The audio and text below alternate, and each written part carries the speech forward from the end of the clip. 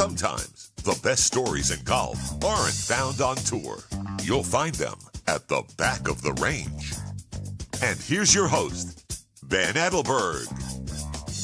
Thanks again for joining me here at the Back of the Range Golf Podcast. I am your host, Ben Adelberg, and this is episode 40.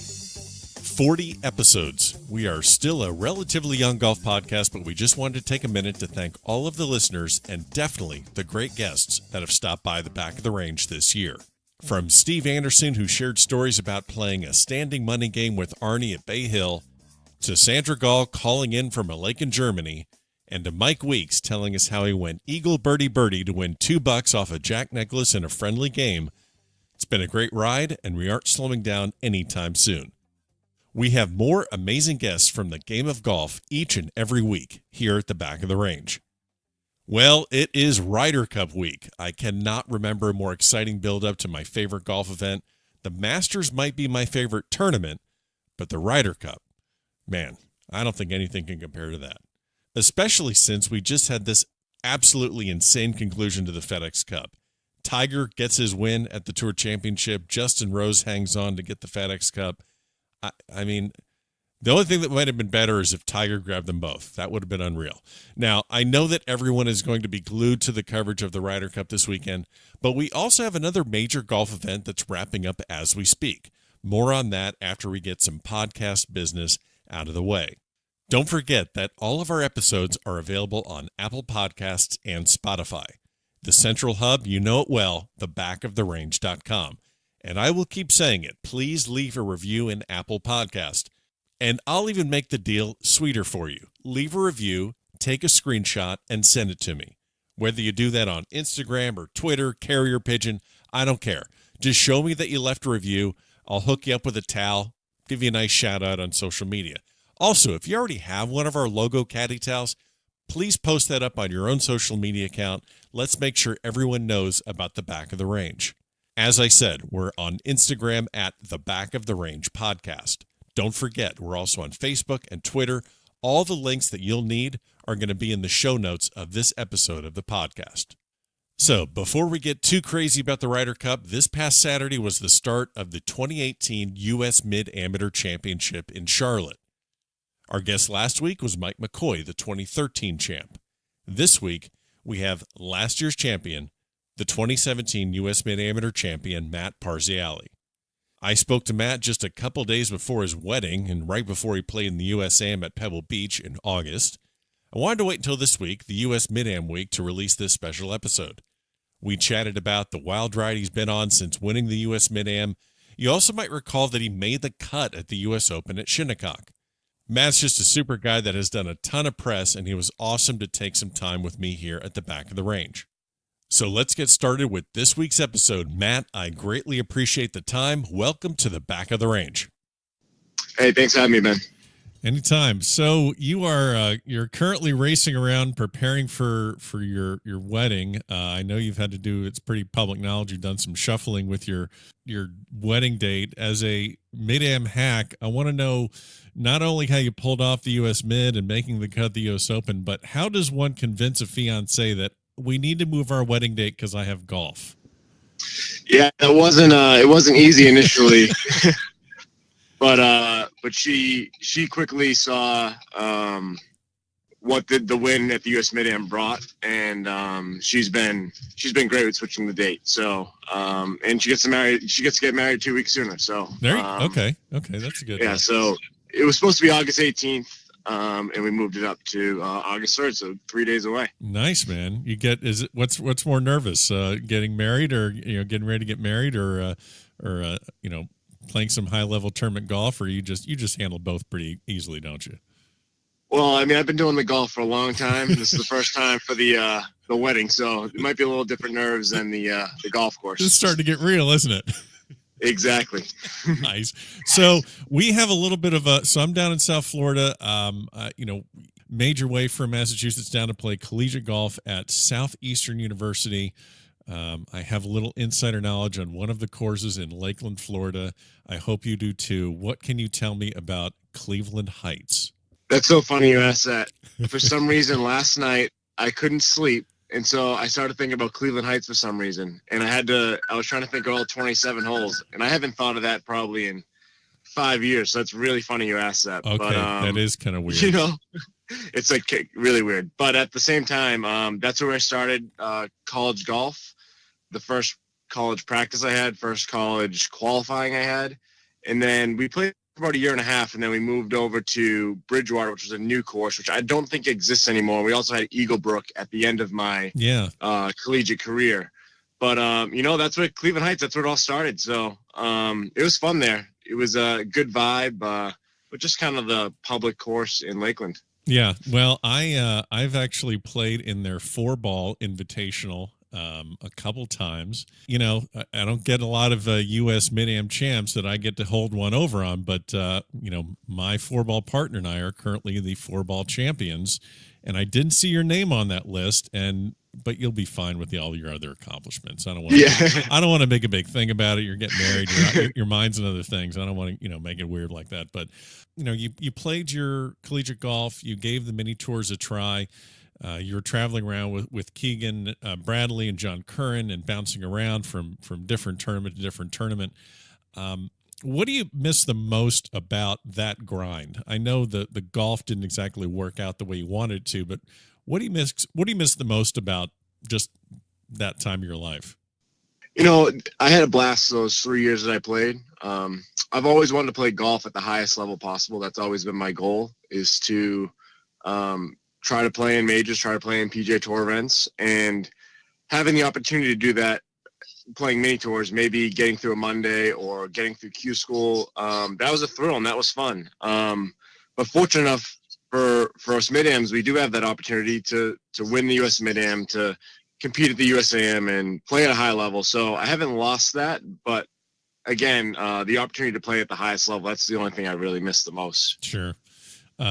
Now, what were some of the tips and tricks that you learned along the way, traveling, doing the mini tours? We have a lot of college players that listen to the podcast, a lot of guys that are actually still chasing the professional dream. What is one tip and trick that you use to cut costs when you're out there grinding and traveling around? Just get as many guys in that room as you possibly can. So, was there ever a guy that you're like, no, we're full. Yeah, we don't have your room for you. Just, we're good. We're good. Yeah, we did that to a few guys, but they weren't liked very well. But we had a good crew, 4 or 5, even 8 guys at times, and we had a blast. It was fun traveling around with those guys, and people would run out of money and they'd leave, and it turned into a couple guys at the end, and that's the life out there. I mean, you just try to go as long as you can, have fun with it. You meet so many great people, so many friends that I have now that are having success on the PGA Tour and winning tournaments and competing and seeing their name. So it's been fun to watch. And but that's golf. That's golf at the highest level. So it's tough. It's cutthroat. Either you're going to make it or you're not. And it's such a fine line. I mean, did you see, guys like Keegan Bradley, like, oh yeah, that guy's definitely going to make it? I mean, it's really a fine line, isn't it? I've known Keegan since we've been in high school, and he's just been always so good. John Curran was the best junior golfer I could ever imagine. I remember my dad telling me when I first started playing these tournaments, just try to lose to John by less than 10. That was my goal. That's how good John was. So, seeing them growing up and becoming friends with them, they've had so much success. They're so good, but it is a fine line. I mean, you never know who's going to make it and who's not, Sure. But those guys put the work in, they put the effort in. I don't think they've ever got discouraged. They've always looked forward no matter how good or how bad it is. And that's why they've had success. Sure. So you got your status back, start playing in some, local amateur stuff, playing nationals. I know that you made it into a couple of mid-ams before you won last year, 2017. But how do you make that decision, or where do you focus on to get yourself elevated just a little bit better so you can compete on the national? We have, like I said, people listening that are maybe a 5 or a 6 handicap that want to shave a couple strokes so they can, maybe make the cut at their state am or try and qualify for US Mid-Am. What are things that you really try to focus on to get you up that, couple notches up to compete? Yeah, so I got my amateur status back, and I took that year and a half off. And I shouldn't say took it off. I would play at the club with Sure. friends and play terribly. I mean, it was the worst year I've had in golf, but I wasn't putting the time in. I was just playing just to have something to do. And then when I got the letter that I was a reinstated amateur, you get the spark to Right. get the tournament competitiveness going again, and it all comes back. I mean, the first two tournaments weren't that great, but 3, 4, 5 in, you get back, you get in contention, and you get the chance to win down the stretch. And that's what I live for, are those feelings of just having a chance and hopefully you come out on top. But to get to the national level, that was a little different, where I was having success locally, winning, but I was competing in the U.S. Mid-Am, but not winning. Right. I was a medalist one year, but lose first round. So last winter, I talked to my coach, Sean Hester, and I said, this year, I want to see you a little more often, stay on top of things. And that's what I did. I went to him every couple of weeks rather than every month or so. And not that we did anything different, but when you have his eyes on you and you don't get into bad habits, you play more consistent golf. And I'm not saying that that's the answer. That's just what worked for me last year. But I mean, it's effort, and it's the process. It's not the result. I've never been worried about the result. For some reason, I've just always enjoyed the process of trying to get better. Even when I've been in the lowest points in golf, I've never been discouraged. Frustrated, yes, but not discouraged. So, you run through the U.S. Mid, which is, gosh, it's just so much golf. You practice rounds and at least, 2 rounds of stroke play. And if you don't have to go to a playoff, you're playing 36 a day. How important, or what are the things you do fitness wise? I don't, want to necessarily get your entire, workout routine, but what are the things you try and do to physically stay in shape to be able to compete at these tournaments where, walking or elevation or carrying a bag is involved? Yeah, it's a long week. Our state Massachusetts State Am is the same way. It's a long week. I've had some long runs there, and you're tired, you're beat up after the week's over. But I've never really felt tired during any of those rounds. Adrenaline takes over, and you're into the moment, you're into your process. But after you're done. Your body's dead. Yeah. But for workout stuff, I don't even work out in the summer. I do a lot of cardio in the winter. In the summer, I play so much golf, walking. That's all I do. But I've never got into lifting weights or anything like that. It's just, it's more mentally tough than it is physically. Okay. And you show up at a match play event after you win your first couple matches. You show up, it's a fresh day. What you did the last 3 days does not matter. And that was what I was most proud of at the U.S. Mid-Am, is that I showed up every day, fresh slate, ready to just compete. And I had a lot of close matches. I could have went home first, second, third, fourth round very easily. And I was able to pull those out. And then I was able to play much better in the semis and in the finals. Yeah, I looked at the match tree and you got in ninth place, but then, 1 up in 64, 1 up in 32, 2 up in 16. And then that, crazy comeback in the quarters where you're 5 down after 10. But yeah, the semis, finals, you coast right through. And this obviously gets you into the Masters. I'm not going to ask the typical, what was it like to get the letter, or, what was it like going down Magnolia Lane? But I do want to ask you a couple of questions. So you're coming in as, you're a +3 handicap. You're playing at the Masters. I know you have expectations, and I know you've played practice rounds in the past leading up to the Masters, but did you feel out of your element? Honestly, no. I've never thought that golf. I never really thought handicap doesn't matter. Professional, amateur, what you do for a living doesn't matter. You're out there. Everyone's just playing golf, and I've thought that anyone that they did anything differently than me, yeah, they might play better. But sure. I don't think it was a physical thing. My problem at Augusta was the knowledge. I just didn't, I thought I had a good game plan, but it wasn't, I actually hit it fine. I actually putted, chipped it fine, but I hit it in some really bad spots that I thought weren't bad shots. And the score adds up pretty quickly when you do that 3 or 4 holes in a row.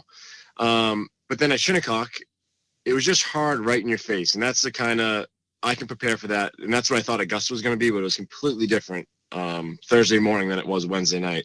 They turn the sub air on. It's firm. It's fast. And if you haven't seen that, it's a lot different for the guys that go every year. They kind of know what to expect. Right. And that I lost a lot of shots that first 9. We're actually played pretty well, and then maybe try to force some things that you don't really want to force, but that's kind of just the way golf goes. You try to force it, and then you just make more mistakes out there. But then at Shinnecock, it's just hard in your face, and I played conservative. I picked my spots, and I had some success. Awesome. What was the most random ticket request you got to go to Augusta? Who's the guy, or who's the most random one that you got out of nowhere? Like, man, I've been talking to this guy in 20 years. It wasn't even tickets or friends. It was firefighters from all over the country asking if they could caddy for me. And so that was pretty funny. I saved some of those emails because, it was great to hear from guys. Sure. But, I mean, these guys like, yeah, I'm from California. I've never been to Augusta. Just wonder if I can come caddy for you. I'm like, yeah, man. I mean, what do you say to that, So, I mean, unfortunately, you got to say no, but it is pretty yeah. I'm like, just tell them, like, yeah, they don't allow fire trucks on Magnolia Lane. It's not wide enough. Right. That's awesome. When you, I know you did the Ammeter Dinner. Obviously, that dinner doesn't get as much press and play as obviously the Champions Dinner, but you're there with, Doug Gim and Harry Ellis, Redmond, Neiman. This was probably one of the few times that you were the oldest guy at the dinner table. What did you like the most out of that dinner, and who did you kind of get to know the most? Yeah, that was a great night. And that's starting to become more of a thing that I'm becoming the older old one. Guy. Yeah, because you're playing all these amateur tournaments, and these kids are looking at you like, there he is, get him. And that happened overnight. I still feel like I was in college till about a couple of years ago. Right. But that was a great night. There's a bunch of members in there, USGA staff, RNA guys, and it was awesome. Augusta members. I sat with Condoleezza Rice. She was great to talk to. Ed Hurdle. It was just Ed Hurley. So we had a great time. A good friend of mine, Tim Neer, was there, and he just took care of me the whole week. He's just the best guy I know. Took care of me months prior, trying to get me ready. And it was really special to spend that night with him. And then, we had the other 5 amateurs, and we had a great time. Most of us went up to the Crowsnest after and spent the night. I spent one night there and then went to the house we were staying at. So nice. Really a lot of memories I'll never forget, and a lot of great experiences. Now, you mentioned staying at the Crowsnest. Now, this is kind of a daring question, but I just have to ask it. So you played the mini tours, you stayed in the Roach motels, and anyone that goes on golf trips and they stay in a hotel, you maybe you steal a towel, or you steal the shampoo bottles or whatever. Now, I know you wouldn't do this because this would be the ultimate just bad karma for life in golf, but anything in the Crowsnest that you looked at that you're like, man, I wonder if I could sneak that into the suitcase and they'd miss it. Anything there that you wouldn't like, man, that looked great at my house. So I'm like, notepad or anything that you could snake out of the Crowsnest? No, there wasn't really much. Okay. Yeah, I mean, they had just the normal stuff, but I didn't even think of that. It was just so cool to be there, and such a cool experience that, maybe if I went back, my mind might wander there, but not that time. No, of course. No, I'm not. Now, let's just get on record. I'm not suggesting thievery at Augusta National, but I'm just thinking like pencils or something. Like you gotta take some momentum, and you can't take a picture off the wall. That'd be a little obvious. But all right, I wish I did take some now that I think about it. See, that's what I'm saying. That's what I'm saying. It just, if you hang out with degenerates like me, I could help you out with stuff like that next time you go to Augusta. So you played your practice round with Tiger. Just the insanity around there. Speaking of like things you wish you did, I know you guys talked about, whether it's, and of course Freddie's there just to make that afternoon even more crazy with the crowds. But is there one thing that you wish you would have asked Tiger or Freddie that you just didn't because of maybe the moment was a little too big or there's too many people around? When you got out of Augusta, you're driving home or flying home or you're removed. Was there one thing you're like, man, I wish I should have asked him that? He was so great to play with and great to talk to. He was telling jokes from the first tee on, laughing. Obviously, Freddie and Tiger have a great relationship, so It was cool to see that. We had a great conversation. He was asking about firefighting. I don't think there was. I mean, it was just a special time to be out there with him. I mean, he was trying to prepare. We were all trying to prepare. It was the last time we were going to play the course before the tournament started. But in between shots, I mean, we were laughing a lot, and he was kind. He was awesome to be with. So, no, I haven't thought of anything that I wanted to ask him that I might have wanted to. Okay.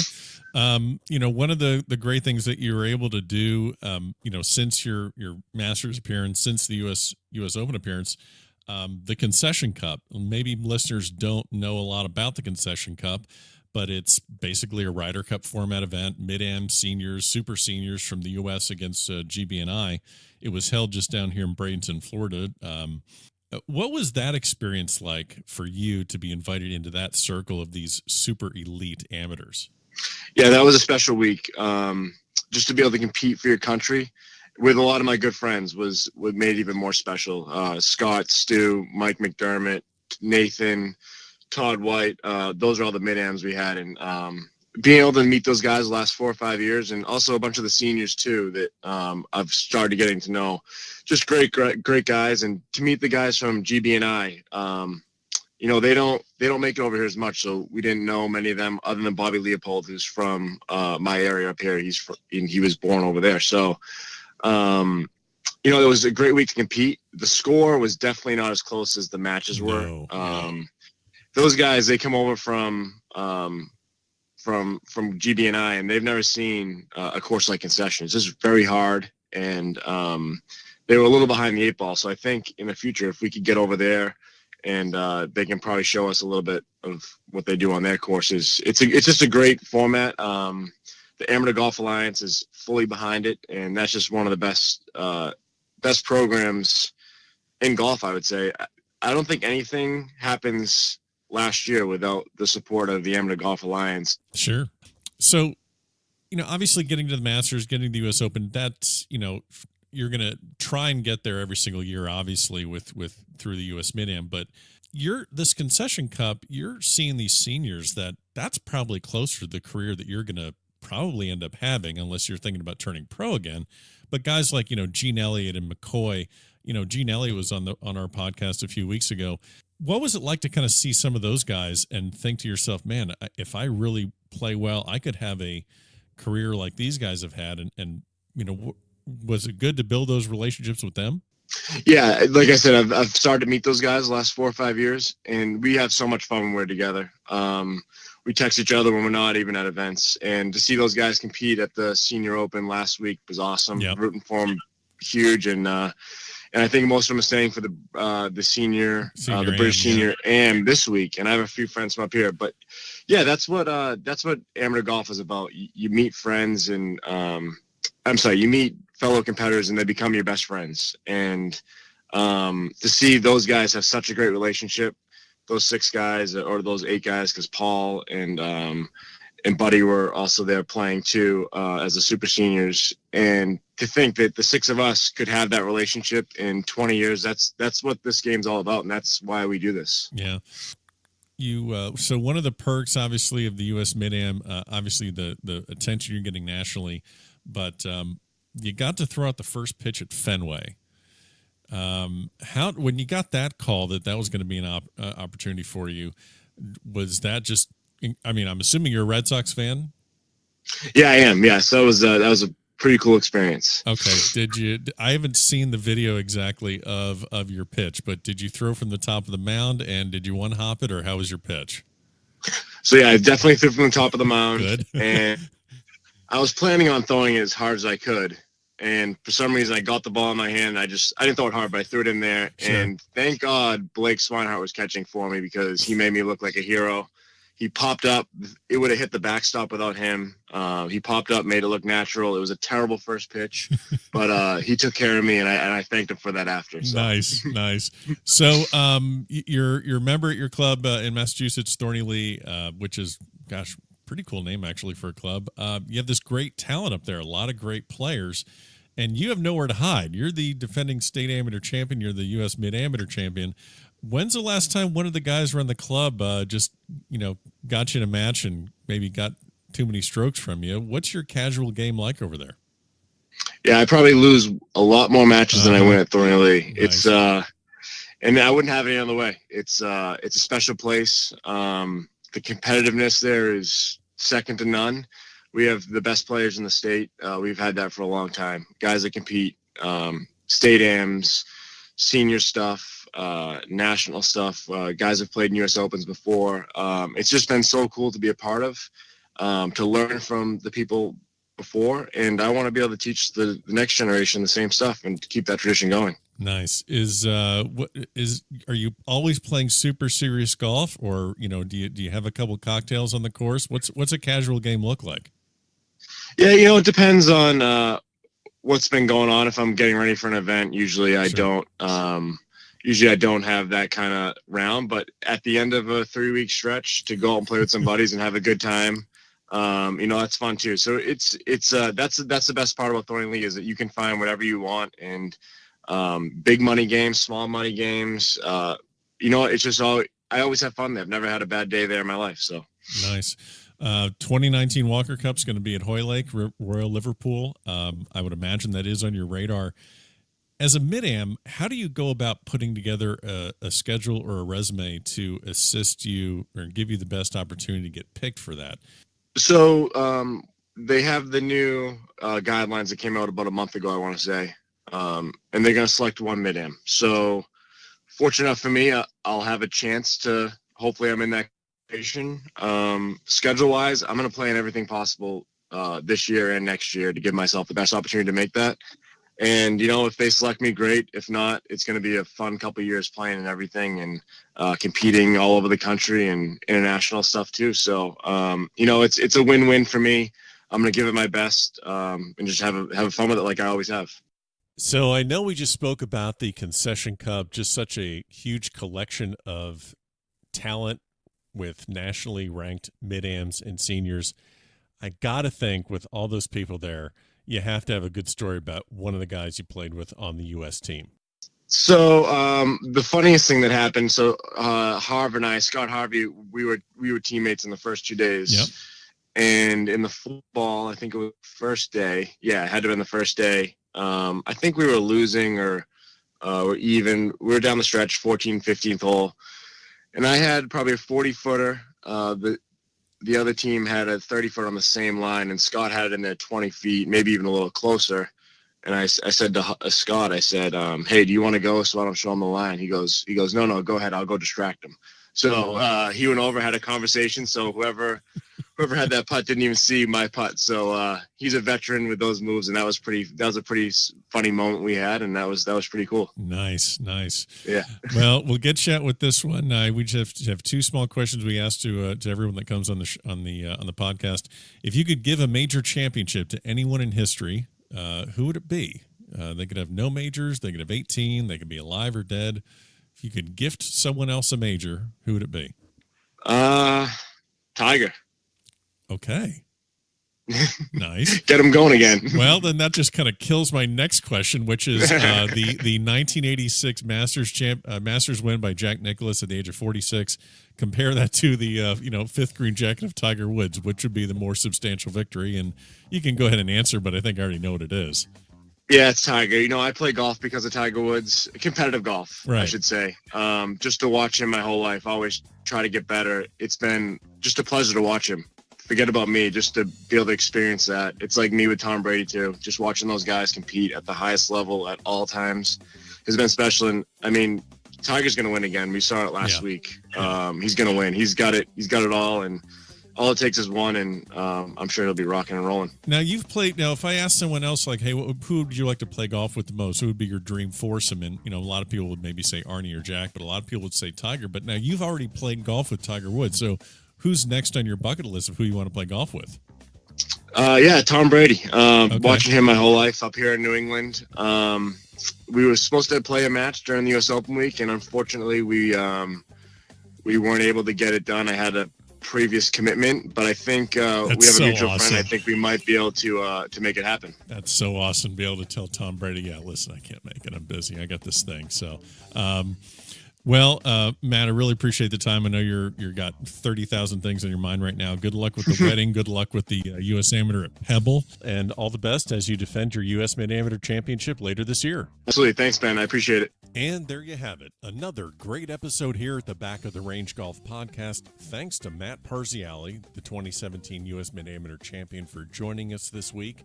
Enjoy the Ryder Cup. We will see you again next week here at the Back of the Range.